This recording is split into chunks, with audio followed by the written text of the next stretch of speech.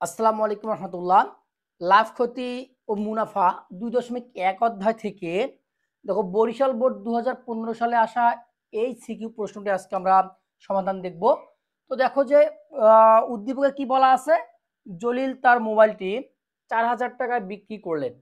তিনি হিসাব করে দেখলেন যে তার 10% ক্ষতি হয়েছে। এটা আমাদের উদ্দীপক। আমাদের এখানে প্রশ্ন দেখো ক নম্বরে বলছে জলিলের কত টাকা ক্ষতি হয়েছে, জলিলের কত টাকা ক্ষতি হয়েছে। তার মানে দেখো এইখানে আমাদের কি দেয়া আছে, এইখানে আমাদের দেয়া আছে হচ্ছে বিক্রয় মূল্য, এবং এই টাকায় বিক্রয় করায় তার হচ্ছে 10% ক্ষতি হয়েছে। তাহলে জলিলের কত টাকা ক্ষতি হয়েছে, তার মানে আমাদেরকে ক্রয় মূল্য বের করতে হবে। ক্রয় মূল্য বের করে ক্রয় মূল্য থেকে আমরা যদি এই বিক্রয় মূল্যকে বিয়োগ করে দেই তাহলে আমরা কি পাবো, আমাদের হচ্ছে ক্ষতি পাবো। তাহলে দেখো আমরা যদি ক নম্বরের সমাধান দেখি, যে ধরি ক্রয় মূল্য 100 টাকা। দেখো এখানে আমাদের শুধু বিক্রয় মূল্য দেওয়া আছে এবং ক্ষতি শতকরা ক্ষতির হার দেওয়া আছে, কারণ আমাদের এখানে ক্রয় মূল্য দেওয়া নেই, আমরা ক্রয় মূল্য বের করব। তো আমরা ধরে নিলাম ক্রয় মূল্য 100 টাকা।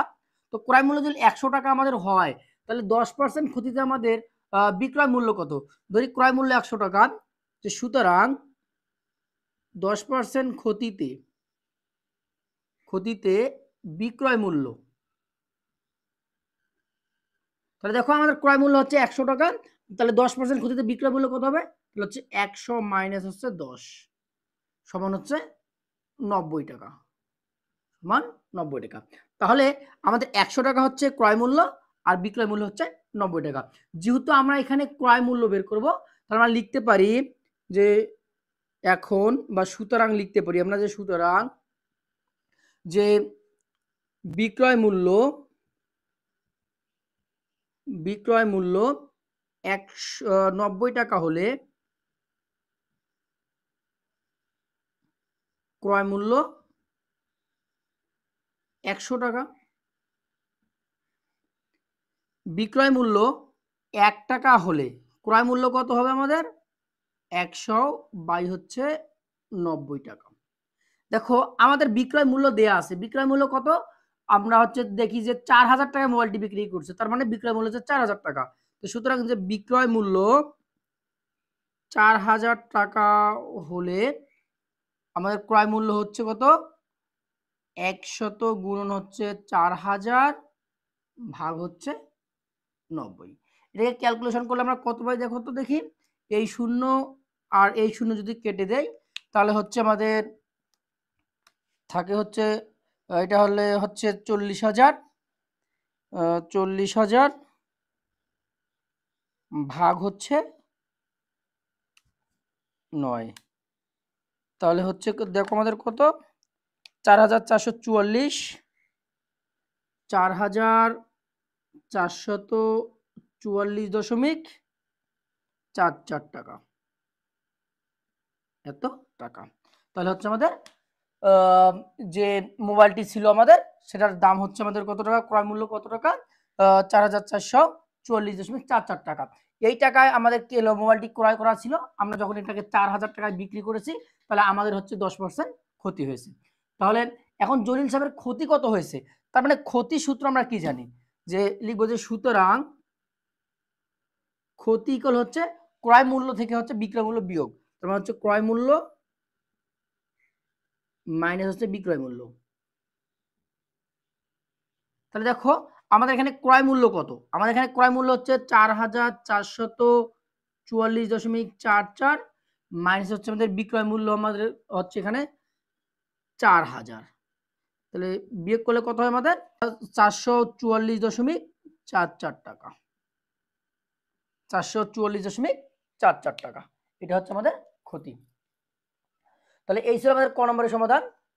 দেখো খ নম্বরে কি বলা আছে, জলিল যদি 10% লাভ করতে চায় তবে তাকে কত টাকায় মোবাইলটি বিক্রয় করতে হবে। তার মানে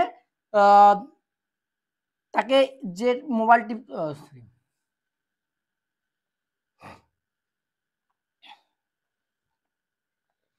দেখো খ নম্বরের সমাধান,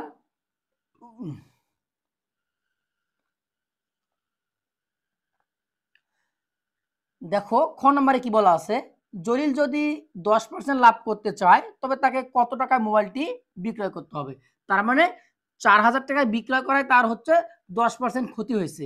আমরা সেখান থেকে ক নাম্বারে বের করলাম যে তার মোবাইলটি ক্রয় করা ছিল হচ্ছে 4,444.44 টাকায়। এখন এই টাকায় ক্রয় করা ছিল, সেখানে 10% তাকে লাভ করতে হবে। তাহলে কত টাকায় বিক্রয় করতে হবে? তাহলে দেখো যে খ নম্বরের সমাধান, তাহলে আমরা লিখতে পারি যে ক হতে পাই, ক হতে পাই। দেখো যে ক হতে আমরা মোবাইলটির ক্রয় মূল্য বের করেছিলাম কত?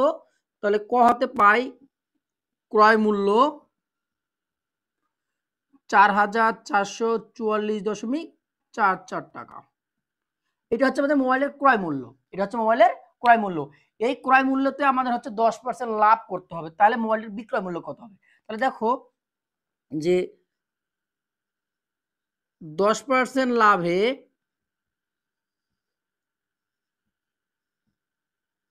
মোবাইলটির বিক্রয় মূল্য,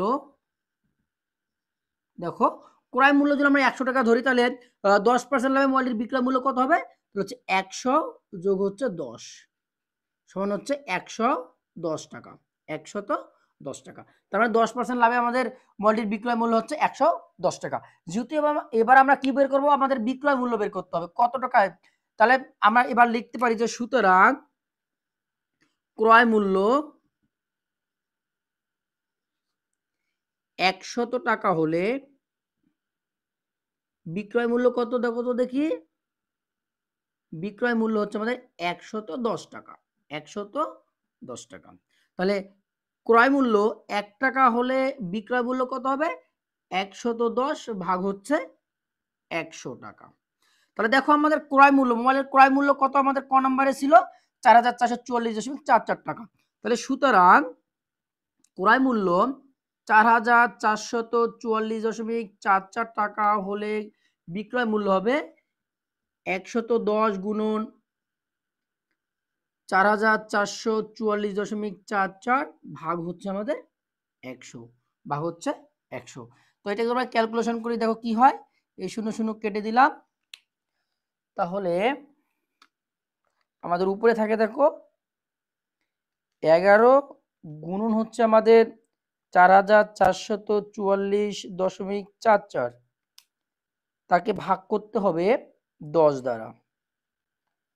তাহলে হচ্ছে আমাদের 4,888, 4,888.88। তাহলে আমাদের যে 10% লাভ, এই 10% লাভে আমাদেরকে বিক্রয় মূল্য হচ্ছে কত? 4,888 টাকা 88 এত টাকা। তাহলে তাহলে 10% লাভে আমাদের মোবাইলটির বিক্রয় মূল্য হচ্ছে 4,888.88 টাকা। এত টাকা। এটা হচ্ছে আমাদের খ নম্বরের উত্তর। এটা হচ্ছে খ নম্বরের উত্তর। দেখো গ নম্বরে কি বলা আছে? ক্রয় মূল্যের সমান টাকা 8% মুনাফা ব্যাংকে জমা রাখলে 5 বছর পর মুনাফা আসলে কত টাকা পেতেন?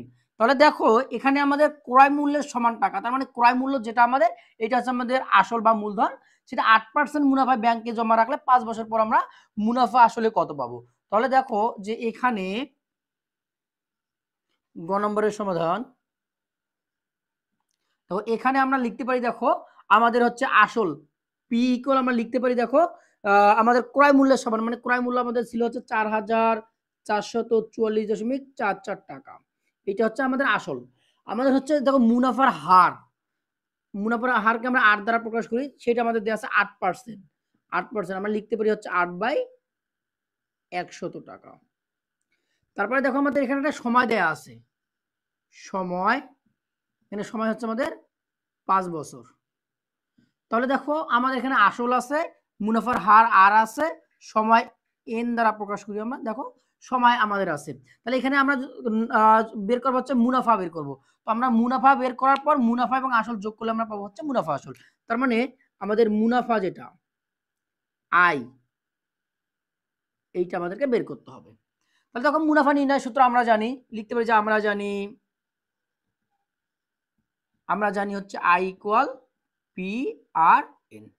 তো দেখো পি হচ্ছে আমাদের কত 4444.44 গুণন আর আর আমাদের হচ্ছে 8/100 গুণন হচ্ছে এন হচ্ছে 5 বছর। তাহলে দেখো আমরা যদি কেটে দেই তাহলে হচ্ছে 5 20 হচ্ছে 100। তাহলে এখন যদি আমরা এটাকে ক্যালকুলেশন করি দেখো তাহলে হচ্ছে 4 5 20 4 2 হচ্ছে 8। তাহলে উপরে কত থাকে দেখো, উপরে হচ্ছে 444.44 গুণ হচ্ছে 2, তাকে ভাগ করব আমরা হচ্ছে 5 দ্বারা। তাহলে হচ্ছে 1777.77 এত টাকা। তাহলে এটা হচ্ছে আমাদের মুনাফা, এটা হচ্ছে আমাদের কি এই টাকাটার মুনাফা। এখন যদি আমরা মুনাফা আসল বের করি তাহলে লিখতে পারি যে মুনাফা আসল, সুতরাং মুনাফা আসল, তাহলে মুনাফা আসল ইকুয়াল আমরা কি জানি মুনাফা প্লাস হচ্ছে আসল, ঠিক আছে মুনাফা আসল। তাহলে আমাদের মুনাফা কত 1777.77 যোগ আসল আমাদের হচ্ছে কত, আসল হচ্ছে আমাদের 4444.44। এটাকে যোগ করলে কত হয় দেখো তো 1777.77 যোগ হচ্ছে 4444.44। সরি 1777.77 যোগ হচ্ছে 4444.44, তাহলে হচ্ছে 6222.21 টাকা। তাহলে এটা হচ্ছে আমাদের মুনাফা আসল, এটা হচ্ছে আমাদের মুনাফা আসল। এটা হচ্ছে গ নম্বর অঙ্কের সমাধান।